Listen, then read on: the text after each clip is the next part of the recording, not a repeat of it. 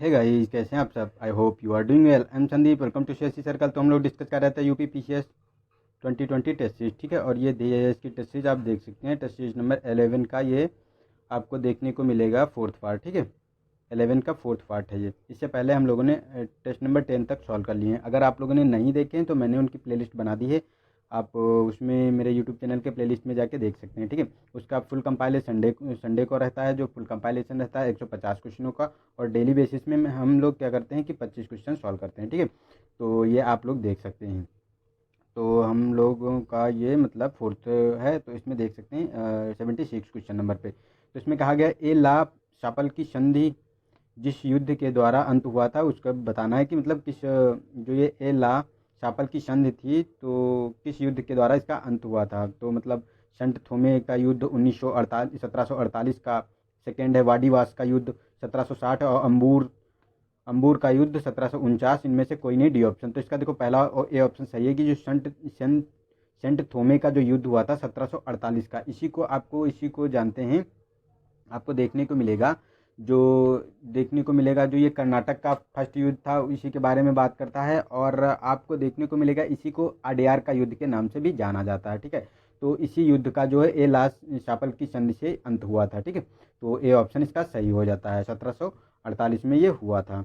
Next है कि निम्नलिखित मुगल सम्राटों में से किस एक ने औरंगजेब द्वारा लगाए गए जजिया कर को समाप्त कर दिया था। तो ए ऑप्शन है फारूक सियर, सेकंड बी है बहादुर शाह प्रथम, सी है कि अकबर द्वितीय और मोहम्मद शाह ने। तो मतलब इसका देखो बी ऑप्शन सही है, जो बहादुर शाह प्रथम था इसी ने इसको समाप्त किया था जजिया कर को, जो औरंगजेब ने लगाया था, ठीक है। जो ये जजिया कर लगाया जाता था, जो ये गैर मुस्लिमों पर लगाया जाता था, ठीक है, धार्मिक कर था ये।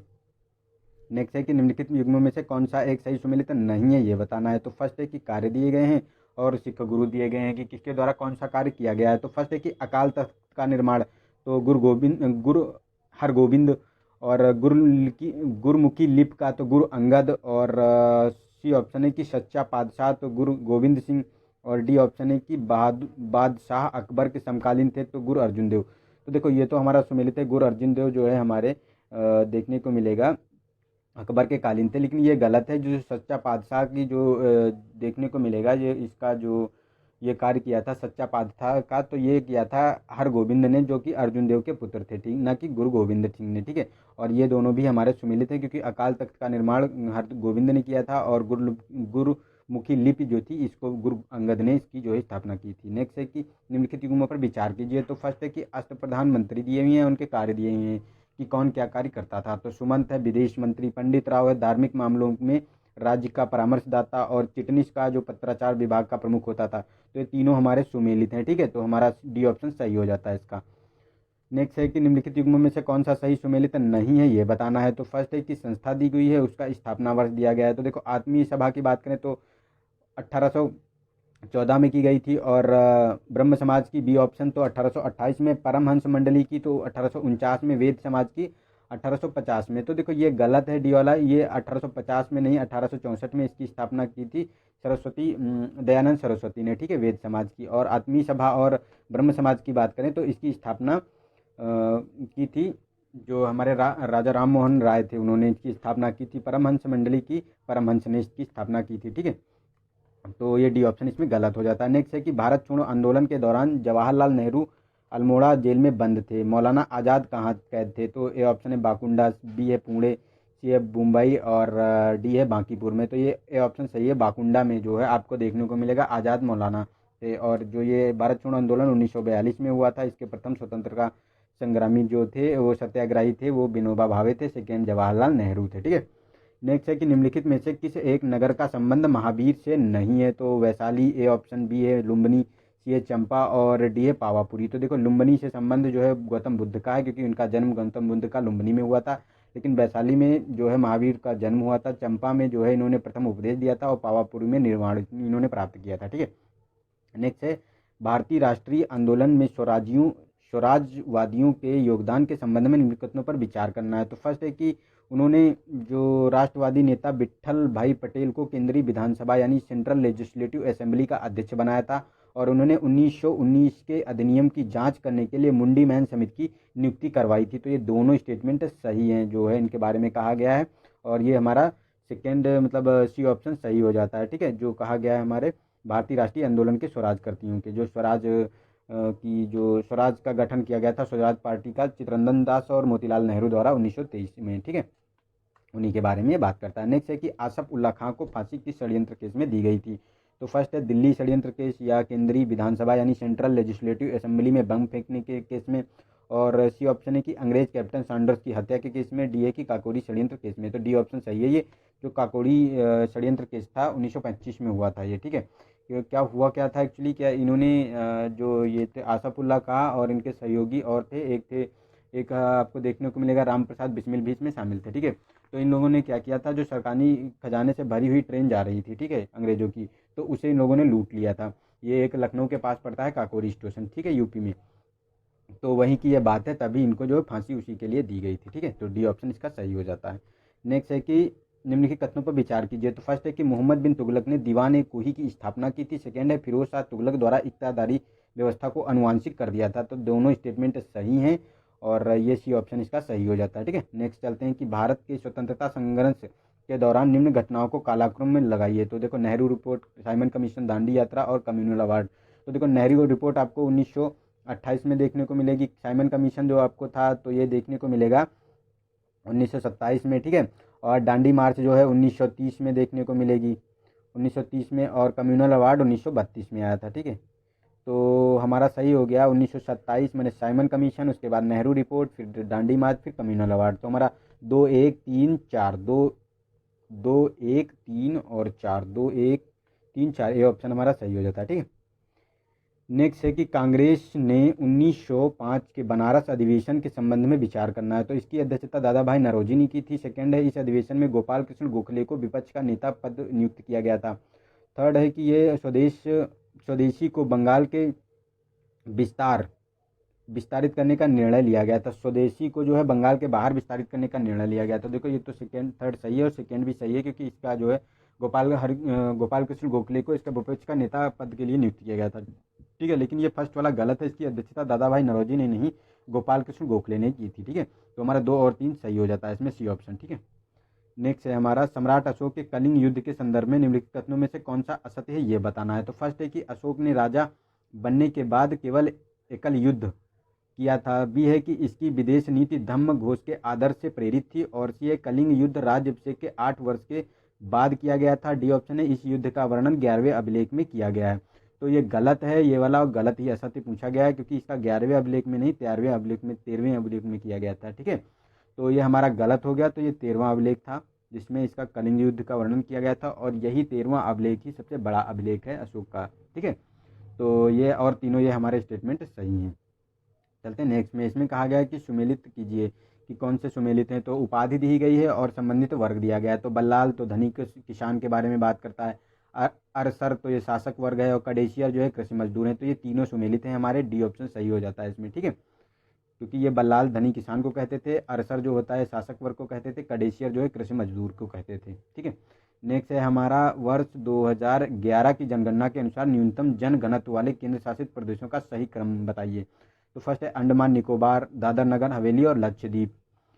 सेकंड बी ऑप्शन है कि लक्षद्वीप, दादर नगर हवेली, अंडमान निकोबार। और सी ऑप्शन है कि दादर नगर हवेली, लक्षद्वीप, अंडमान निकोबार। डी है कि अंडमान निकोबार, लक्षद्वीप, दादर नगर हवेली, ठीक है। तो इसका आपको देखने को मिलेगा ए ऑप्शन सही है, क्योंकि देखो आपको देखने को मिलेगा सबसे ज़्यादा जनघनत्व की अगर हम बात करें तो आपको देखने को मिलेगा, देखो अंडमान निकोबार में सबसे कम है, 46 व्यक्ति प्रति वर्ग किलोमीटर में रहते हैं। और अगर दादर नगर हवेली की बात करें तो इसमें 700 लोग रहते हैं, और लक्षद्वीप में 2149 लोग रहते हैं। तो हमारा यही क्रम सही है, तो ए ऑप्शन सही हो जाता है इसका, ठीक है। नेक्स्ट है कि वर्ष 2011 की जनगणना के अनुसार निम्नलिखित धार्मिक समुदायों में से कौन सा एक लिंगानुपात के संबंध में निम्नतम स्थान पर है। तो सबसे कम कहाँ है ये बताना है। तो किसमें है, तो बौद्ध है, ए ऑप्शन बी है जैन, सी है सिख और डी है मुस्लिम। तो देखो सबसे कम आपको देखने को मिलेगा जो लिंगानुपात की बात करें तो जो आपको देखने को मिलेगा सी ऑप्शन, सिख जो समुदाय है इसमें आपको देखने को मिलेगा 903 है प्रति 1000 महिलाओं पे, ठीक है, यहाँ देखने को मिलेगा। लेकिन जो है सबसे ज़्यादा की बात करें तो ये मुस्लिम में मतलब जैन में आपको देखने को मिलेगा, जैन में सबसे ज़्यादा मिलता है 953, ठीक है। और उसके बाद आपको देखने को मिलेगा नहीं नहीं नहीं बौद्ध में सबसे ज़्यादा है, बौद्ध में 965 है इसमें बौद्ध में, ठीक है। सबसे ज़्यादा 965 बौद्ध में है, उसके बाद 953 जो है आपको देखने को मिलेगा जैन में है, मुस्लिम में आपको 951 है, ठीक है। तो ये आप ध्यान रख सकते हैं। तो इसका सी ऑप्शन सही हो गया, सबसे कम सिख में है। तो नेक्स्ट है कि उत्तर प्रदेश की कुल जनसंख्या में अनुसूचित जनजाति का प्रतिशत 20.7 है। शीर्ष अनुसूचित जाति प्रतिशतता वाला जिला कौशाम्बी है। तो ये दोनों स्टेटमेंट सही हैं हमारे, ठीक है। तो हमारा सी ऑप्शन सही हो जाता है। और अगर हम बात करें कि जो यूपी में न्यूनतम जो है ये प्रतिशतता वाला जो सबसे कम है कौशाम्बी, और अगर सबसे कम जो है जनजाति की बात करें कहाँ मिलती है ये अनुसूचित जनजाति, तो ये बागपत में सबसे कम है, ठीक है। नेक्स्ट है निम्नलिखित कथनों पर विचार करें तथा सत्य कथन को चुनें। तो उत्तर प्रदेश में पुरुष साक्षरता प्रतिशत में शीर्ष गौतम बुद्ध नगर है। मतलब उत्तर प्रदेश में पुरुष साक्षरता प्रतिशतता में शीर्ष जिला गौतम बुद्ध नगर है, और न्यूनतम पुरुष साक्षरता दर श्रावस्ती में है। और 2011 की जनगणना के अनुसार उत्तर प्रदेश में पुरुष साक्षरता 77.5% है। तो ये आपको देखने को मिलेगा तीनों स्टेटमेंट हमारे सही हैं, क्योंकि न्यूनतम साक्षरता श्रावस्ती में है और गौतम बुद्ध जिला जो है ये सर्वाधिक शीर्ष जो आपको देखने को मिलेगा साक्षरता वाला, पुरुष साक्षरता वाला है, और पुरुष साक्षरता 77.5% उत्तर प्रदेश में मिलती है। तो हमारा सी ऑप्शन सही हो जाता है इसमें। नेक्स्ट है निम्नलिखित कथनों में से कौन सा एक सत्य नहीं है। तो राष्ट्रीय बाघ संरक्षण प्राधिकरण एक सांविधिक निकाय है। सेकेंड है कि राष्ट्रीय गंगा नदी द्रोणी प्राधिकरण की अध्यक्षता प्रधानमंत्री द्वारा की जाती है। और थर्ड है कि world wild life fund WWF की स्थापना 1961 में हुई थी। डी है कि विश्व वन्य जीव दिवस 27 मार्च को संपूर्ण विश्व में मनाया जाता है। तो ये डी ऑप्शन गलत है, क्योंकि 27 मार्च को नहीं 3 मार्च को मनाया जाता है संपूर्ण विश्व में, ठीक है। तो ये गलत हो गया और ये सारे स्टेटमेंट हमारे सही हो जाते हैं। नेक्स्ट चलते हैं कि निम्नलिखित में से कौन सा उत्तर प्रदेश में जनसंख्या वृद्धि का प्रमुख कारण है। तो बेरोजगारी और गरीबी, और सेकेंड हो जाता है हमारा स्वास्थ्य का सुधार और बीमारी का नियंत्रण, तीव्र शहरीकरण। तो देखो तीव्र शहरीकरण का इससे जो है कोई जनसंख्या वृद्धि से कोई विशेष वो नहीं लगाव है, और ये दोनों हमारे स्टेटमेंट सही हो जाते हैं। तो हमारा जो इसमें ऑप्शन देखने को मिलेगा तो एक और दो ये सही हो जाते हैं इसके, ठीक है। चलते हैं नेक्स्ट क्वेश्चन पे। इसमें कहा गया है कि निम्नलिखित में से कौन सा भारत में मध्यम नगरीय की अवस्था को विशेषित करता है। तो फर्स्ट है 1881 से 1901, 1901 से 1931, सी ऑप्शन है 1931 से 1961, डी है 1961 से 2001। तो इसका सी ऑप्शन सही है। 1931 से 61 का जो ये काल था, ये इसमें आपको मध्यम जनसंख्या वाला आपको दिखेगा, क्योंकि इसमें जो जनसंख्या 12% से बढ़कर 18% हो गई थी, ठीक है। तो यही मध्यम है। और सबसे ज़्यादा कौन सा मतलब बृहद जनसंख्या वृद्धि वाला काल की बात करें तो ये आपको 1961 से जो 1981 तक देखने को मिलेगा। ये सबसे ज़्यादा इसमें वृद्धि हुई थी जनसंख्या की, ठीक है। तो चलते हैं 97 क्वेश्चन नंबर पे। इसमें कहा गया है कि अदायगी बैंक के संदर्भ में कौन सा कथन असत्य है। तो फर्स्ट है इनको बैंकिंग रेगुलेशन एक्ट 1959 के अंतर्गत स्वीकृति प्राप्त है। ये धन जमा स्वीकार कर सकते हैं। सी ऑप्शन ये क्रेडिट कार्ड जारी नहीं कर सकते हैं। डी है ये ऋण देने का कार्य भी करते हैं। तो देखो डी ऑप्शन सही है, ये ऋण देने का कार्य नहीं करते हैं, ये क्रेडिट नहीं जारी कर सकते हैं, ये धन स्वीकार कर सकते हैं, और ये रेगुलेशन एक्ट जो बैंकिंग का था 1949 के अंतर्गत आते हैं। तो ये तीनों स्टेटमेंट सही है, डी गलत हो गया हमारा, ठीक है। चलते हैं नेक्स्ट में। निम्नलिखित में से कौन सा भारत का उत्तरतम जैवमंडल आरक्षित क्षेत्र है। तो फर्स्ट है नंदा देवी, सेकेंड भी है डिब्रू शेखोवा, और कोल्ड डेजर्ट कंचनजंगा। तो देखो सी ऑप्शन सही है, जो कोल्ड डेजर्ट आपको देखने को मिलेगा जैवमंडल आरक्षित क्षेत्र, ये आपको देखने को मिलता है हिमाचल प्रदेश में, ठीक है। हिमाचल प्रदेश में देखने को मिलता है। ये सबसे उत्तरतम जो है जैवमंडल आरक्षित क्षेत्र है भारत का, ठीक है। तो चलते हैं नेक्स्ट में 99 पे। इसमें कहा गया कि प्रकाश संश्लेषण के दौरान प्रकाश की उपस्थिति में कार्बन डाइऑक्साइड जल के साथ मिलकर क्या बनाती है। तो फर्स्ट ऑप्शन है कि जल के साथ जो है प्रकाश संश्लेषण की क्रिया में क्या बनता है। तो प्रोटीन, कार्बोहाइड्रेट, अमीनो एसिड या विटामिन। तो इसका बी ऑप्शन सही है, ये कार्बोहाइड्रेट बनाता है, जो ये प्रकाश संश्लेषण की उपस्थिति में कार्बन डाइऑक्साइड जल के साथ मिलकर, ठीक है। तो हमारा बी ऑप्शन सही हो जाता है। चलते नेक्स्ट में। इसमें कहा गया कि निम्नलिखित युग्मों में से कौन सा एक सही सुमेलित नहीं है। तो 100 क्वेश्चन नंबर इसमें कहा गया है। तो देखो चितरंजन लोकोमोटिव के बारे में बात करता है। चितरंजन लोकोमोटिव वर्क तो पश्चिम बंगाल, रेल डिब्बा कारखाना पंजाब, और डीजल लोकोमोटिव वर्क तो उत्तर प्रदेश, और इंटरगल कोच फैक्ट्री कर्नाटक। तो देखो डी ऑप्शन ये गलत है, ये कर्नाटक में इंटरगल कोच फैक्ट्री नहीं है, ये तमिलनाडु में है, ठीक है। तो ये गलत हो गया। और डीजल लोकोमोटिव ये आपको देखने को मिलेगा उत्तर प्रदेश के वाराणसी में, और रेल डिब्बा कारखाना है पंजाब के कपूरथला में है। चितरंजन जो है वेस्ट बंगाल में है, चितरंजन एक जगह के पे, ठीक है। तो तीनों सही हैं सुमेलित, हमारा डी गलत हो गया। तो हमने यहाँ 100 क्वेश्चन पूरे कर लिए हैं, ठीक है।